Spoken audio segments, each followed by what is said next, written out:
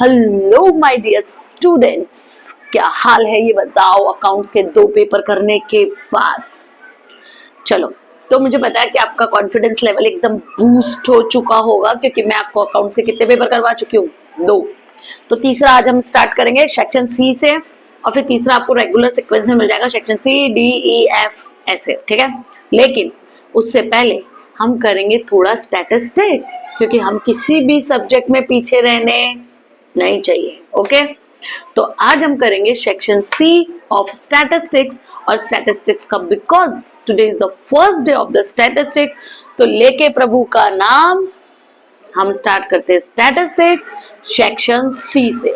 अच्छा, section A और B, जैसे आप अकाउंट्स के पेपर में कमेंट कर रहे हो मैम सेक्शन ए बी सब कुछ बना बनाया दे दूं आपको, है ना, बस खा लो। तो सेक्शन ए और बी थियरी है, आंसर है बच्चों पीछे। आपको कोई पर्टिकुलर पॉइंट समझ में नहीं आता तो आप बोलिए, मैं उसका वीडियो बना दूंगी, ठीक है। तो सेक्शन ए बी मिल जाएगा आपको, बी तो ऑलमोस्ट थियरी होगा, ए के एमसीक्यू है तो पीछे आंसर्स हैं, इसलिए मैं ए बी के नहीं बना रही हूँ। लेकिन फिर भी अगर मुझे टाइम मिलेगा तो आपके रिक्वेस्ट पे तो जान हाजिर है, ये तो सिर्फ पढ़ाई है, ठीक है, तो मैं पक्का बना दूंगी। तो अभी हम स्टार्ट करते हैं स्टैटिस्टिक्स और पेपर नंबर 1 सेक्शन सी। तो let's move on our screen. तो चलो, सेक्शन सी बोला स्टैटिस्टिक्स का, पहला क्वेश्चन देख लेते हैं फटाफट, क्या बोल रहा है देखो। The cost of living index number and average monthly wages from the year 2020 to 23 are given as follows. Okay, तो मंथली एवरेज वेजेस दे रखे हैं, कॉस्ट ऑफ लिविंग इंडेक्स दे रखा है, और पूछा क्या है, रियल वेजेस बोला है। तो नहीं पूछा था तभी मुझे याद आ गया था कि रियल वेजेस का फॉर्मूला है, तो रियल वेजेस का फटाफट फॉर्मूला बोलो क्या होता है, average monthly wages divided by cost of living index number. Okay, so real wages का आपको क्या लगा देना है, सीधे सीधे फॉर्मूला लगा देना है। तो चलो हम स्टार्ट करते हैं हमारा सेक्शन सी। तो section C, okay, it's not E, it's C. Section C question number कौन सा है आपका, 31 से होता है ना सेक्शन सी। ओके, तो पहले ईयर का कॉलम बना लो, फिर आप बना लो एवरेज मंथली इनकम दे रखा था, एवरेज फॉर्मूला ही होता average monthly wages, sorry average monthly wages. फिर क्या दे रखा था आपको, कॉस्ट ऑफ लिविंग इंडेक्स, तो सीओआई लिख देती हूँ मैं। और लास्ट आपका कॉलम जो अभी हमें फाइंड करना है, वो फाइंड करना है रियल वेजेस। ओके, ये हमें अभी फाइंड करना है। ओके, रुको मैं इस पेन को थोड़ा सा कम करूँ। ओके, तो आ जाओ, ईयर कौन से दे रखा है, 2020 से, तो मैं लिख देती हूँ 2020, 2021, 2022 एंड 2023। एवरेज मंथली वेजेस देख लो, 36,000, 40,000, 52,000 एंड 56,000। COI दे रखा है 120, 150, 130 and 160। What you only have to do, write down the formula here. Real wages यहाँ लिखना, वहां मत लिखो कॉलम में। Real wages is equal to average monthly wages, average monthly wages divided by cost of living index, cost of living index. अब आपने जो formula लिखा है उसको ऊपर पुट डाउन कर दो, ठीक है, तो ये हमारे फॉर्मूले से आ जाएगा।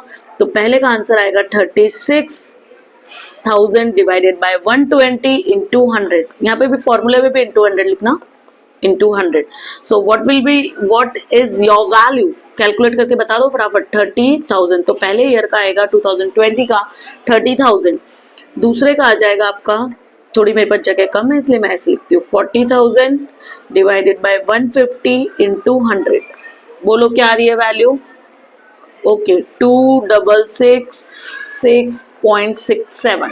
ओके, थर्ड नंबर अगर 5 या 5 से ज्यादा है तो आप उस आगे वाले सेकंड नंबर को, डेसिमल के बाद 2 ही नंबर्स लिखना है, और थर्ड नंबर डेसिमल के बाद अगर 5 या 5 से ज्यादा है तो आगे वाले को एक इंक्रीज कर देना, ठीक है।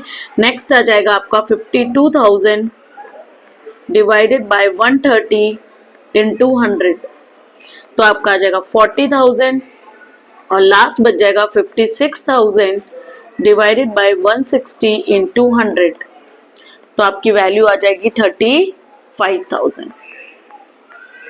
कितना इजी क्वेश्चन है, बोलो कोई दिक्कत? कोई दिक्कत नहीं है, ले लो स्क्रीनशॉट फटाफट। फॉर्मूला लिखना जरूरी है, डायरेक्ट मत लिखना, ठीक है। चलो डन, नेक्स्ट आ जाओ। If the correlation coefficient between two variable, तो कोरिलेशन दे रखा है यानी आर दे रखा है आपको कितना, what is the value of R 0.8, find the value of the following. पहला, ये तो सिंपल, पहला क्या दे रखा है देखो, एक अगर एक्स आर क्या बताता है, दो वेरिएबल्स के बीच में रिलेशन बताता है। कौन से दो वेरिएबल, एक्स एंड वाई, जो ब्रैकेट में दे रखे हैं। तो अगर उसमें से एक माइनस में है तो सिंगल माइनस में है, तो आंसर भी काय में आएगा, माइनस में। तो फर्स्ट का आंसर मैं यही लिख देती हूँ, तो फर्स्ट का आंसर आपका क्या होगा, -0.8। 2 ही मार्क्स का है, आपको सिर्फ आंसर लिखना है। तो फर्स्ट का आंसर होगा R इज इक्वल टू -0.8। और सेकंड वाला देखो, x भी माइनस में और y भी माइनस में, तो माइनस और माइनस क्या हो जाएंगे, प्लस हो जाएंगे।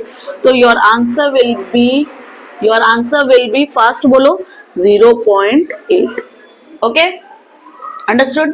दोनों माइनस में हो तो प्लस हो जाएगा, माइनस माइनस। एक माइनस में हो तो भले x हो भले y हो, आंसर माइनस में चला जाएगा। और कोई साइन नहीं है, इसका मतलब दोनों प्लस में है, तो आंसर किस में रहेगा, प्लस में ही रहेगा। ओके, चलो next question number 33। If x bar and y bar, if x bar and y bar, if x bar is 30, sorry मैं क्या पढ़ रही हूँ, रुको। If x bar is 30 and y bar is 20, b दे रखा है, find the intercept of regression line of y on b and write equation of the line। तो आपको इंटरसेप्ट करना है और रिग्रेशन लाइन फाइंड आउट करनी है। तो चलो करते हैं फटाफट, आ जाओ फटाफट क्वेश्चन नंबर 33 पर। मेरे को यहाँ लिखना पड़ेगा क्वेश्चन नंबर 33। चलो, तो क्वेश्चन नंबर 3 में देखो हमको क्या क्या दे रखा है वो फाइंड आउट लिख लेते हैं पहले।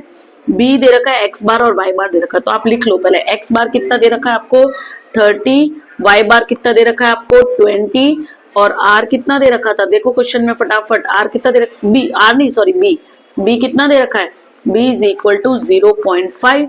अब a का फॉर्मूला क्या होता है, a is equal to y bar minus b x bar, ये होता है इंटरसेप्ट फाइंड आउट करना है। तो y बार कितना है 20 माइनस b कितना है 0.5, x बार कितना है, x बार कितना है 30, तो ये 15 हो जाएगा, और 20 में से 15 गया तो a इज इक्वल टू बच जाएगा आपका 5। ठीक है, यहां तक कोई दिक्कत, a निकाल लिया। अब a निकालने के बाद देयरफॉर a इज y, तो आप y कैप निकालो, y cap is equal to a plus bx, याद है ये आपको थोड़ा बहुत स्टैटिस्टिक्स में। ओके, a मेरे को दे रखा है 5, b मेरे पास पहले से था 0.5, और x मेरे पास है नहीं, तो आप ऐसे कैसे लिख दीजिए x। तो this is your regression line. तो मेरी रिग्रेशन, देयरफॉर आप लिख दो, ये लिखना है ऐसे, देयरफॉर स्टैटिस्टिक्स में स्टेप मार्किंग ही है। Regression line is equal to, regression line क्या आपकी y cap is equal to a plus b की वैल्यू लिखो x। ठीक है, तो this is your answer. Understood, बोलो, ले लो स्क्रीनशॉट, ऐसे करना है आपको। 33 सब कुछ लिखना है बेटा, देयरफॉर वगैरह सब लिखना है। स्टैटिस्टिक्स में स्टेप मार्किंग होती है, आप कुछ भी नहीं लिखेंगे, वो आधे आधे नंबर काटते जाएंगे। अगर आप 90 से अबव की तैयारी कर रहे हैं तो आपको ये छोटी छोटी मिस्टेक्स नहीं करनी है। चलो 34 पे आ जाओ। Right the name of the component of time series, ये तो आपको पता होंगे, बोलो कौन से टाइम सीरीज कंपोनेंट होते हैं। 34 पे आ जाओ। 34 टाइम सीरीज ऑफ कंपोनेंट बोलो, तो मैं लिख देती हूँ कंपोनेंट्स ऑफ टाइम सीरीज। बोलो टाइम सीरीज ऑफ कंपोनेंट बोलो, वेरी गुड। लॉन्ग टर्म याद आया कुछ, सीजनल, तो लिखो लॉन्ग टर्म कंपोनेंट, लिख लो फटाफट लॉन्ग टर्म कंपोनेंट्स। कौन सा चैप्टर है, पार्ट 1 का चैप्टर नंबर 4 है, सीजनल कंपोनेंट। कंपोनेंट नहीं लिख रही हूं मैं, ये डॉट डॉट का मतलब है ऊपर वाली वैल्यू आपको लिखनी है। Third is cyclical component, component. ठीक है, and the fourth is random और irregular component, random component, random और इरेगुलर कंपोनेंट।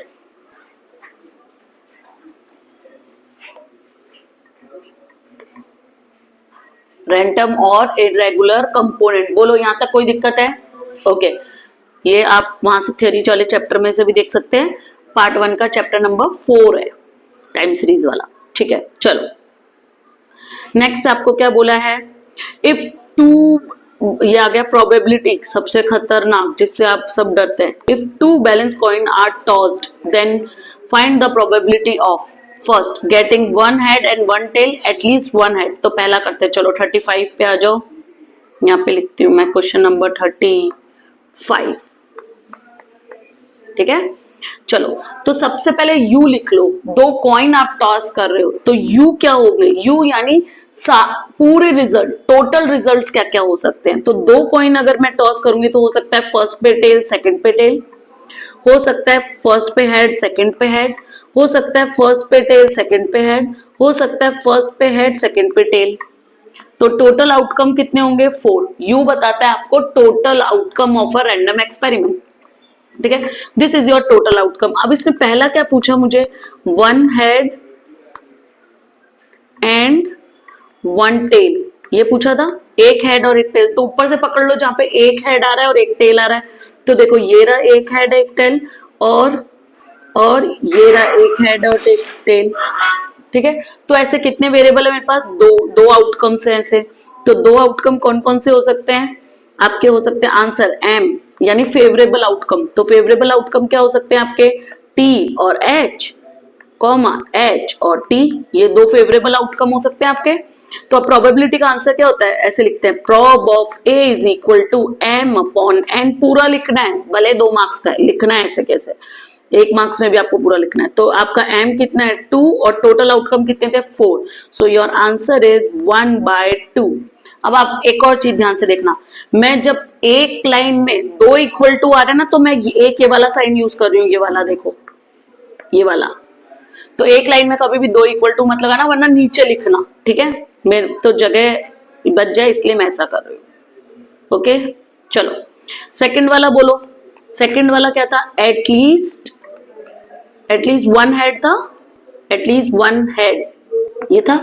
अब ऊपर से एक एक हेड वाले पकड़ो, तो ये तो है ही, ये भी है और एक ये भी आ जाएगा। एटलीस्ट बोला, एटलीस्ट यानी कम से कम कितना हेड चाहिए, कम से कम एक हेड चाहिए, यानी एक से ज्यादा होगा तो चलेगा। ठीक है, कुछ प्रोबेबिलिटी के एक्सरसाइज बिल्कुल इजी है, आप नॉर्मल उसमें करोगे तो भी एकदम इजी है। तो क्या बोल रहा है, कम से कम कितना हेड चाहिए, एक। तो कम से कम एक चाहिए, यानी 2 होंगे तो चलेगा, तो ये वाला भी हट जाएगा। तो टोटल आपके फेवरेबल आउटकम कितने हो गए, 1 2 3। कितने फेवरेबल आउटकम हो गए, 3। तो write down the favourable outcomes here first. So whatever मैं M is equal to favourable outcome लिख लो, एच एच टी एच, एक मिनट, N H T. Okay, 3 favourable outcome हो गए। अब आप लिख लो प्रोब ऑफ बी, नाम दे दो, भले आप वापस ए लिखना चाहते हो ए भी लिख सकते हो, एम अपॉन एन। एम कितने हैं मेरे 3 और टोटल आउटकम कितने थे 4, वो तो यू होता है। तो this is your answer, cut तो सकता ही नहीं है। ठीक है, तो ले लो 35 का। एक नंबर में भी आपको पूरा स्टेप्स लिखने हैं बच्चों। ठीक है, डन, 35 हो गया। चलो नेक्स्ट चलते हैं, 36, यहाँ नहीं थे हम, कहाँ बहुत ऊपर आ गए। Okay, 36, state any 4 properties of binomial distribution. State any 4 properties of binomial distribution. तो आपको पार्ट 2, आपकी जो स्टैट्स की पार्ट 2 बुक है उसमें पेज नंबर मिल जाएगा 81 पे। कौन से पेज नंबर पे, 81 पे। तो कुछ मैं आपको बता देती हूँ, जैसे उसके पैरामीटर्स लिख सकते हो। It's parameter of a binomial distribution is an और पी। ये तो फॉर्मूले में भी आपको जरूरत पड़ती है, इसलिए आप याद ही करते हो।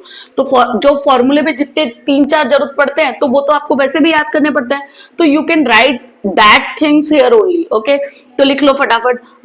एक तो पहला, तो ये आपको हमेशा सिखाया गया होगा कि बायनोमियल डिस्ट्रीब्यूशन कौन सा होता है, डिस्क्रीट डिस्ट्रीब्यूशन होता है। तो binomial distribution is a discrete distribution.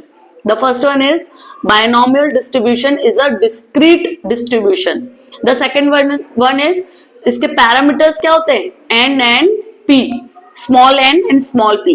ठीक है, it's parameter is n and p. Third one लिखो, वेरियांस याद किया था इसका, variance. Okay, variance of standard division. तो वेरियांस के लिए npq, तो उसका वेरियांस क्या होता है, बाइनोमियल डिस्ट्रीब्यूशन का वेरियांस क्या होता है, ये प्रॉपर्टीज ही है. वेरियांस क्या होता है, npq, और स्टैंडर्ड डिवीजन क्या होता है, रूट में npq. तो यही लिख दो, the variance of a binomial distribution is npq and the standard division is root npq. okay, npq should be in small letters.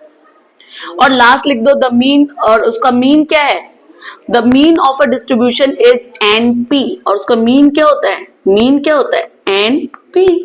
फॉर्मूले भी याद किया था, सेक्शन बी में कुछ क्वेश्चन भी थे इसके. ओके, तो वही आप यहाँ पे लिख सकते हो. एक तो पैरामीटर लिख दो, पैरामीटर इज np, फिर उसका मीन np इनटू में np है, फिर वेरियांस स्टैंडर्ड डिवीजन लिख दो, और एक ये डिस्क्रीट डिस्ट्रीब्यूशन है, ये लिख दो. ठीक है, डन. कौन सा पेज नंबर मैं यहाँ लिख देती हूँ, आप वहां पे देख सकते हो. नहीं समझ में आए तो पेज नंबर 81, पार्ट 2. कौन सा पार्ट 2. ओके, चलो आगे. एक्सप्रेस n, देखो क्या लिखा है, वो आ गया, फॉर्म्स आ गई है. तो कौन सी फॉर्म है, इंटरवल एंड मॉडुलस फॉर्म निकालनी है. तो आपको दे कौन सी रखी है, नेबरहुड दे रखी है. तो उसमें क्या होता है, फर्स्ट वर्ड जो होता है वो क्या कहलाता है, ए कहलाता है, और जो सेकंड वर्ड क्या कहलाता है, डेल्टा कहलाता है. तो a इज इक्वल टू दे रखा है 16, और 0.5 क्या हो गया मेरा, डेल्टा. तो क्वेश्चन नंबर 37 पे आ जाती हूँ, मैं यही कर देती हूँ. Question number 37. ओके, चलो क्वेश्चन नंबर 37 में देखो, एंड ऐसे दे रखा था, एंड ब्रैकेट ए दे रखा था 16, और डेल्टा दे रखा है 0.5. नेबरहुड फॉर्म दे रखी है. अब आपको निकालनी क्या है, इंटरवल निकालनी है, और क्या निकालनी है, मॉडुलस निकालनी है. ओके, तो मैं लिख देती हूँ पहले, a इज इक्वल टू 16 है, और डेल्टा इज इक्वल टू 0.5 है. ओके, अब इंटरवल फॉर्म लिख लो. तो इंटरवल फॉर्म कितना है आपका, इंटरवल फॉर्म कैसे लिखते हो, a minus delta comma a plus delta, ऐसे लिखते हो इंटरवल फॉर्म. ओके, तो कर दो. a कितना है, 16 माइनस 0.5, और 16 प्लस 0.5. ओके, तो आपका आंसर आ जाएगा, पहले का क्या आ जाएगा 15.5, और दूसरे का आ जाएगा 16.5. ये आपकी इंटरवल फॉर्म आ गई. इंटरवल फॉर्म में दो नंबर्स ही होते हैं खाली, तो दोनों नंबर्स आ गए इंटरवल फॉर्म के. ठीक है, बोलो कोई दिक्कत. ठीक है, मॉडुलस पे आ जाओ.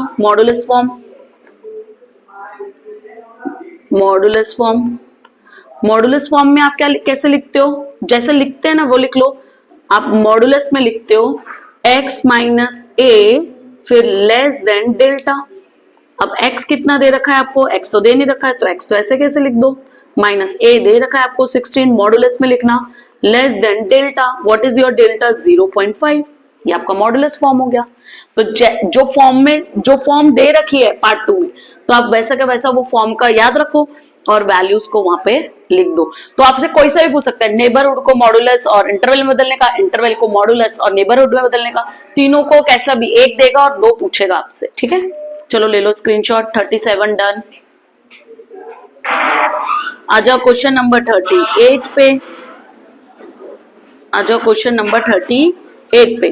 Find the value of limit. ये आपको दे रखा है. ठीक है, चलो बहुत इजी है, फटाफट आ जाओ क्वेश्चन नंबर 38 पे. तो चलो क्वेश्चन नंबर 38 यहाँ पे कर देती हूँ मैं, 38. ओके, तो आपको क्या फंक्शन दे रखा था, लिमिट फंक्शन दे रखा था x टू -2 था, 2 था. देखो एक बार फटाफट, पहले मुझे भी नहीं पता कितना था, -2 है, और x की पावर 7 प्लस 128. ओके, -2, और यहाँ पे दे रखा है x की power 7 minus 128 divided by x plus 2. ये दे रखा है, यही दे रखा था, ये माइनस में प्लस में. ओ वेयर इज माय क्वेश्चन, दोनों प्लस में. ओके, तो ऊपर वाला भी प्लस में, नीचे वाला भी प्लस में। देखो अब आपको अगर एक फॉर्मूला याद हो ना लिमिट फंक्शन का, तो कुछ ऐसा था, ये वाला देखो, ये लिखना भी पड़ेगा आपको, लिख लो या तो यहाँ पे, मेरे इतनी जगह में आएगा नहीं, मैं थोड़ा छोटा लिखती हूँ, रुको। ओके, तो अगर आपको लिमिट फंक्शन का एक फॉर्मूला याद है तो वो ऐसे था, लिमिट फंक्शन एक्स को आप लिख सकते हो ए, फिर आपने लिखा x माइनस ए अपॉन, इसकी पावर क्या होनी चाहिए, एन होनी चाहिए, x की पावर एन, ए की पावर भी एन, और जो x और a है वो नीचे रिपीट होने चाहिए, सॉरी वो नीचे रिपीट होने चाहिए, था x माइनस ए। तो इसका सॉल्यूशन हमको पता है, तो इसका सॉल्यूशन होता है N A N minus one. ठीक है, तो क्या मैं इस क्वेश्चन को इस फॉर्म में ला सकती हूँ? देखो, क्या मैं इस क्वेश्चन को इस फॉर्म में ला सकती हूँ, क्योंकि फिर उसका आंसर मेरे पास है, तो देखो हो जाएगा आराम से।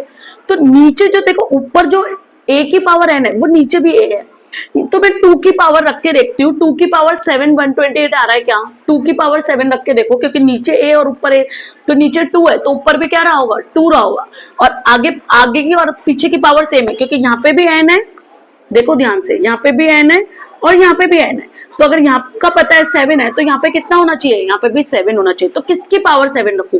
तो यहाँ पे जो वैल्यू है उसकी पावर 7 रखो, तो 2 की पावर 7 रखो, 2 की पावर 7 रखो, रख के देखो हो रहा है क्या सॉल्व, आ रहा है ना 128, ओके आ रहा है तो रख दो, ये वाला फंक्शन था हमारे पास, यही लगाना था हमको, तो मैं ऐसे लिख सकती हूँ तो मैं क्या लिखूंगी, x की पावर 7 प्लस 2 की पावर 7 अपॉन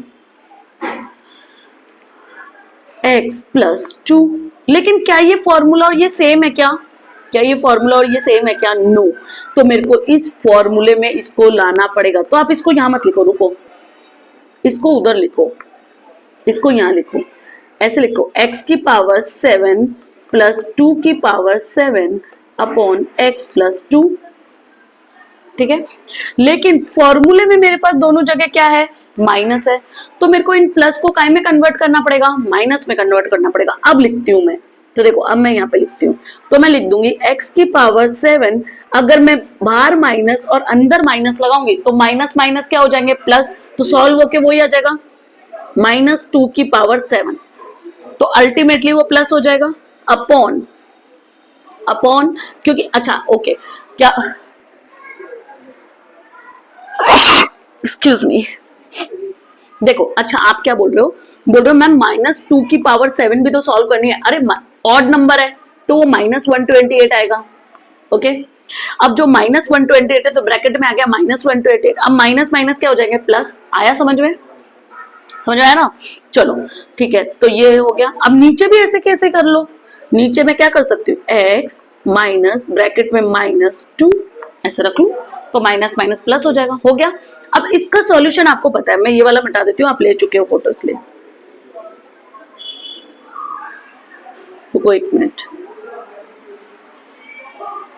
ठीक है, देखो अब आप क्या कर चुके हो, ये आप सिचुएशन में आ चुके हो इसमें, तो आप क्या रख दो, खाली फॉर्म वैल्यू रख दो, आंसर पता था आपको, n क्या है, यहाँ पे n की वैल्यू क्या है 7, a यानी पीछे वाली टर्म, तो वो है आपकी -2, n -1 यानी 7 - 1 is 6।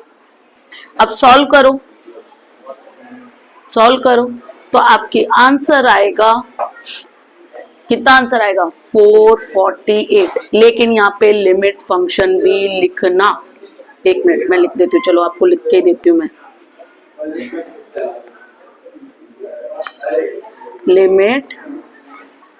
लिमिट फंक्शन भी लिखना एग्जाम में, -2, और आंसर आ रहा है आपका, इक्वल टू लगाने की जरूरत नहीं है, तो आंसर आ रहा है आपका कितना, 448।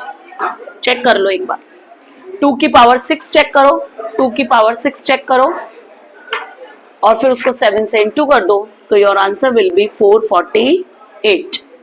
बोलो कोई दिक्कत? Okay, 38 complete. The last question, last but not the least, okay, determine whether the, oh sorry मेरे को लगा हाइलाइटर है, determine whether the function of this y is equal to दे रखा है, is increasing or decreasing at x minus 2, तो तो आपको बताना है फंक्शन इंक्रीजिंग है या डिक्रीजिंग है। तो पहली बात तो मुझे ये बताओ, इंक्रीजिंग और डिक्रीजिंग फंक्शन निकालने के लिए आप सबसे पहले क्या करते हो, क्या करते हो, डेरिवेटिव करते हो। कितनी बार डेरिवेटिव करना है, एक बार। ओके, तो पहले इसको डेरिवेटिव करके सॉल्व करो। तो मैं यहां लिख लेती हूँ,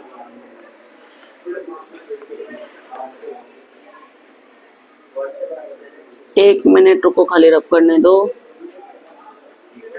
ओके, डेरिवेटिव लिखो। तो आप डेरिवेटिव लिखोगे, उसका डेरिवेटिव लिखने के लिए क्या लिखते हैं, question number 39, dy upon dx, क्योंकि y इज इक्वल टू का फंक्शन दे रखा है, y इज इक्वल टू क्या दे रखा है बोलो, y is equal to 12 plus 4x minus 7x2, 12 plus 4x square plus 7x2, क्या था, यही था क्या, 4x minus 7x2 plus 4x, नहीं प्लस नहीं माइनस, प्लस, अच्छा लास्ट वाला माइनस है, 4x2 नहीं है, 4x ही है, और ये वाला माइनस है, माइनस 7x स्क्वायर, ये है, ठीक है। तो मैं इसका पहला डेरिवेटिव कर देती हूँ, तो dy upon dx is equal to 12।